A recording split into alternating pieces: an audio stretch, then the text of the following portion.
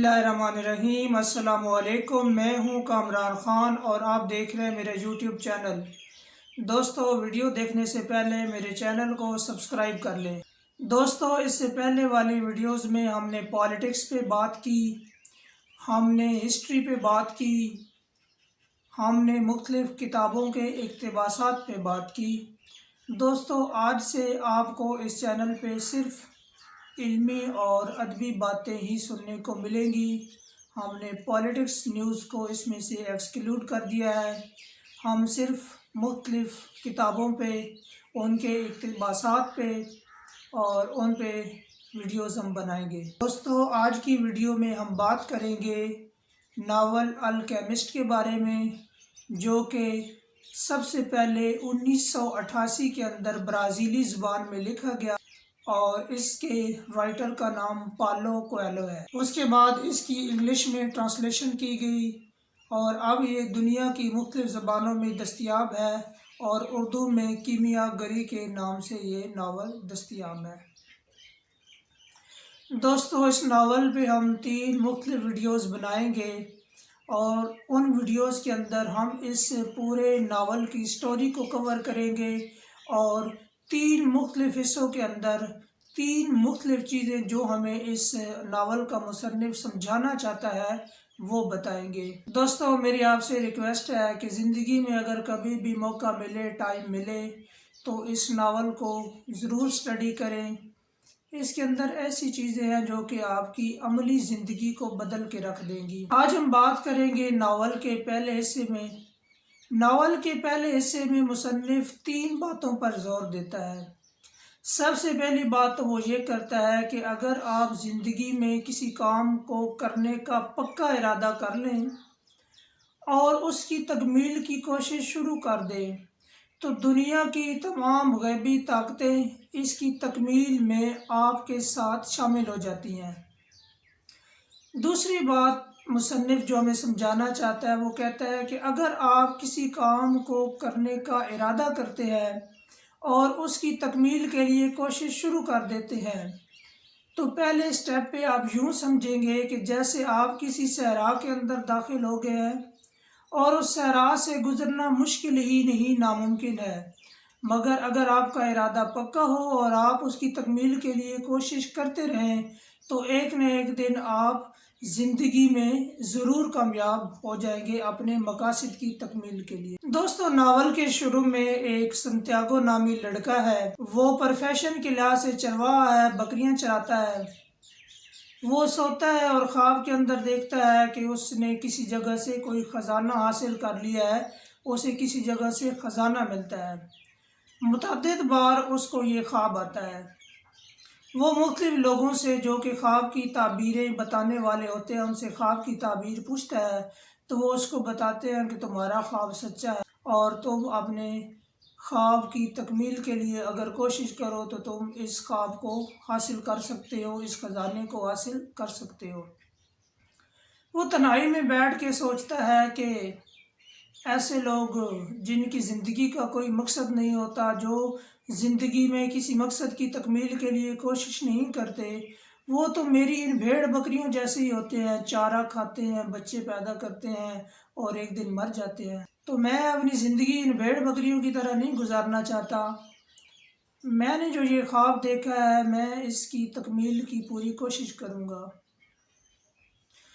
तो वो अपने बाप से बात करता है कि मैंने ऐसे ऐसे ख्वाब देखे हैं और उसकी तकमील की मैंने कोशिश करनी है, और वो अपने बाप को बताता है कि मुझे भी सियाहत का शौक़ है, तो इसी बहाने मैं दुनिया की सियाहत भी कर लूँगा और अपने मकसद की तकमील तक भी पहुँच जाऊँगा। उसका वालिद उसे कहता है कि बेटा, सियाहत का तो मुझे भी बड़ा शौक़ था, लेकिन ज़िंदगी ने कभी मौका ही नहीं दिया। वसाइल की कमी की वजह से मैं ज़िंदगी में कभी भी सियाहत पर नहीं जा सका। तो वो कहता है कि अब्बा जान, आपने ज़िंदगी में सिर्फ सियाहत करने का सोचा है, लेकिन इस पर अमली कदम कभी नहीं उठाया। मैं तो अब सियाहत के लिए जाऊंगा। वो कहता है बेटा, फिर हमारे पास तो वसाइल नहीं है। वो कहता है कि मैं ये अपनी बकरियां बेच दूंगा और सियाहत पर चला जाऊंगा। वो कहता है बेटा, बकरियां बेच दोगे तो खाओगे कहाँ से? वो आगे से जवाब देता है कि अल्लाह मालिक है, मैंने इस ख्वाब की तकमील के लिए ضرور کوشش کرنی ہے، اور وہ اپنے باپ سے اجازت لے کر اپنی جو بکریاں ہیں وہ لے کر سیاحت پہ روانہ ہو جاتا ہے۔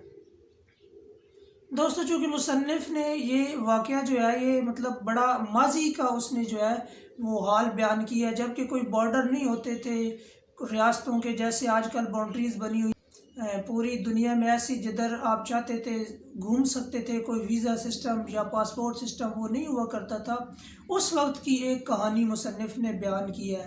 اب وہ چرواہا جو ہے وہ اپنی بکریاں لے کر نکل جاتا ہے اور ملکوں وہ جو ہے وہ گھومتا رہتا ہے۔ آخر پہ وہ اسپین کے اندر جو ہے وہ پہنچتا ہے، اور وہاں پہ وہ بکریاں چرا رہا ہوتا ہے تو اس کو ایک آدمی ملتا ہے۔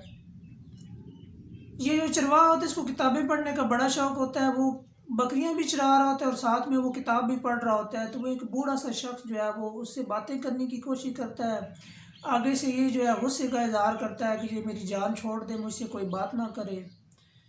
تو کچھ 3-4 باتیں وہ بزرگ ایسی کرتا ہے جس سے وہ چرواہا جو ہے وہ لڑکا سنتیاگو جو ہے بڑا اٹریکٹ ہوتا ہے، اور وہ اس بزرگ کے ساتھ باتوں میں مشغول ہو جاتا ہے۔ وہ چرواہا اس کو اپنی ساری کہانی سناتا ہے۔ جب وہ صحت کے متعلق بات کرتا ہے تو بزرگ کہتا ہے کہ سامنے بیٹھے دکاندار کو دیکھو، اسے بھی صحت کا بڑا شوق تھا، لیکن یہ ساری زندگی یہی سوچتا رہا ہے کہ میں پہلے پیسہ کماؤں گا، اپنے وسائل کو بہتر کروں گا، پھر صحت پہ جاؤں گا، اور یہ کبھی بھی صحت پہ نہیں جا سکتا۔ اس کے برعکس تم بہت اچھے ہو، جو تمہارے پاس دستیاب وسائل تھے انہی کو لے کر تم جو ہے چل پڑے ہو اور اپنے خواب کی تکمیل میں لگ گئے ہو۔ اور وہ بزرگ جو ہے نا اس کو 2 پتھر دیتا ہے، ایک کا نام یوریم ہوتا ہے، ایک کا نام تھومیم ہوتا ہے۔ وہ کہتا ہے کہ جب تم سفر پہ جاؤ اور تمہیں کوئی مشکل پیش آئے تو ان سے تم سوال و جواب کر لینا، یہ تمہیں بتائیں گے کہ اس تمہارے سوال کا جواب ہاں میں ہے یا اس سوال کا جواب جو ہے وہ نہیں میں ہے۔ اور یہ جو ویڈیو کے شروع میں آپ کو 3 باتیں بتائی ہیں کہ جب آپ کسی کام کو کرنے کا ارادہ کرتے ہیں تو دنیا کی تمام غیبی طاقتیں وہ آپ کی مدد میں لگ جاتی ہیں۔ آپ جب کسی کام کو کرنا شروع کرتے ہیں تو آپ یوں سمجھتے ہیں جیسے آپ کسی صحرا میں آ گئے اور آپ کو بہت مشکلات کا سامنا کرنے پڑے گا۔ اور تیسری بات کہ اگر آپ اپنے ارادے پہ مستقل مزاجی سے لگے رہیں تو آپ اپنے خواب کی تکمیل کو جو ہے وہ پہنچ سکتے ہیں۔ یہ 3 باتیں بزرگ جو ہے وہ اس چرواہے کو بتاتا ہے۔ اب جو چرواہا ہے وہ نکل پڑتا ہے ملک اسپین سے آگے، اس نے جس ملک میں جانا ہوتا ہے وہاں اس نے بحری جہاز پہ سفر کرنا ہوتا ہے، اس کے پاس پیسے نہیں ہوتے تو وہ کیا کرتا ہے اپنی تمام بکریاں جو ہے وہ بیچ دیتا ہے، اور وہ جو ہے وہ جہاز پہ سوار ہو جاتا ہے۔ اب بحری جہاز کا اور سمندر کا سفر اس کو پہلے کوئی ایکسپیرینس نہیں ہوتا، وہ پہلی بار یہ کر رہا ہوتا ہے۔ وہ دوسرے ملک جس میں اس نے جانا ہوتا ہے اس میں پہنچ جاتا ہے۔ جب وہ وہاں پہنچتا ہے تو پنجابی میں کہتے ہیں نا ٹھگ، تو ایک ٹھگ جو ہے وہ اس کے ساتھ شامل ہو جاتا ہے، اس کو کہتا ہے کہ تم اس ملک میں نئے ہو تو میں بطور گائیڈ جو ہے تمہاری رہنمائی کروں گا۔ اور وہ ٹھگ جو ہوتا ہے وہ کسی نہ کسی طریقے سے اس کے بعد جو وہ بکریاں بیچ کر اس نے اماؤنٹ حاصل کی ہوتی ہے وہ اڑا لے جاتا ہے۔ اب دیار غیر ہوتا ہے، پرایا ملک ہوتا ہے، اور اس چرواہے کے پاس کچھ نہیں ہوتا۔